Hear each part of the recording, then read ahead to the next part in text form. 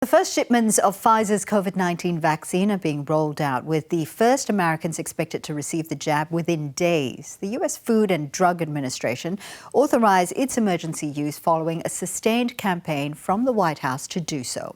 Nearly 300,000 Americans have died of the virus, and there are high hopes vaccinations will quell a devastating third wave. North America correspondent Kathryn Diss has more from Washington.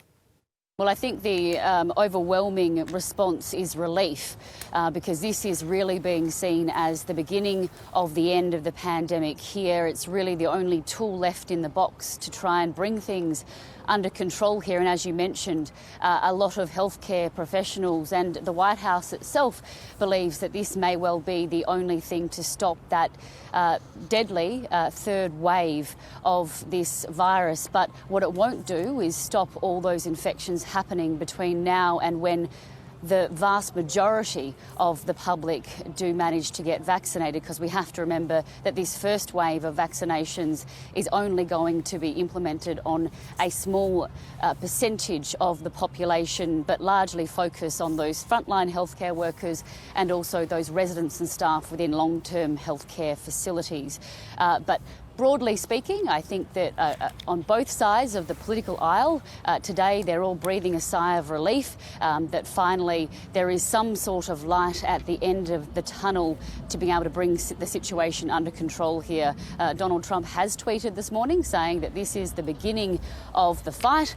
So he's certainly excited by the news. And as you mentioned, he was, as well as the White House, was pressuring the FDA to make this decision swiftly. And we got that last night. We know so much about the vaccines that are being developed around the world, and subsequently now some, particularly in the United States, being rolled out, and much discourse has been around how they'll actually be distributed. You know, some of them need to be stored at really cold temperatures, etc. What can you tell us about how this vaccine in the United States, how that will be distributed?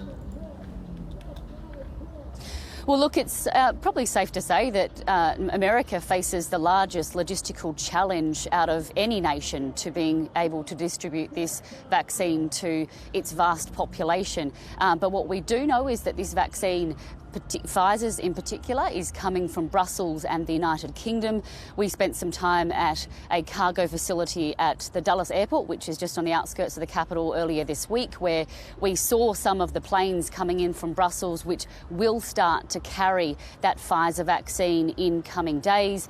From there, they have facilities on site at those cargo types facilities to be able to store that vaccine, and from there it will be sent on trucks and distributed to more than 600 locations across the country. But it is an enormous logistical challenge, particularly getting it to remote locations of America and making sure that minorities and people in smaller, more regional communities aren't blocked from getting access to the vaccine. We hope to go into a hospital next week or this week to be able to see some of that process start to be rolled out. But certainly those in the healthcare industry have been working very hard with those in the logistical side of the business to being able to make sure that this is as a seamless process as possible. But they're certainly going to face a significant number of challenges. Let's take a listen to Army General Gus Perna. We know every day American lives are lost, more fall ill every day, more struggle with the circumstances of the pandemic. So while today we applaud everybody who's been a part of the team, part of the collaboration, part of the success that's brought us here today, we know that we are not done. We are not done until every American has access to the vaccine.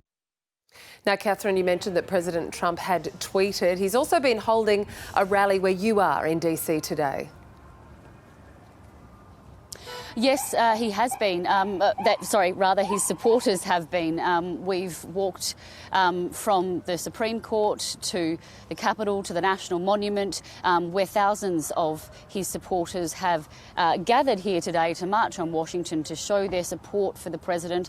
They genuinely believe that the election result was stolen and that there was widespread electoral fraud, despite the fact that courts right across the country have dismissed and thrown thrown out challenges to Joe Biden's victory. So that's what they were doing here again today. They're hoping that their message is heard more broadly. And of course, the president is continuing to spread those conspiracy theories about the election result with next to no evidence at all. So certainly still very passionate supporters here. And it's a movement, Kathryn, and it's certainly not going anywhere. We anticipate that we'll continue to see these types of rallies right up until inauguration and potentially beyond.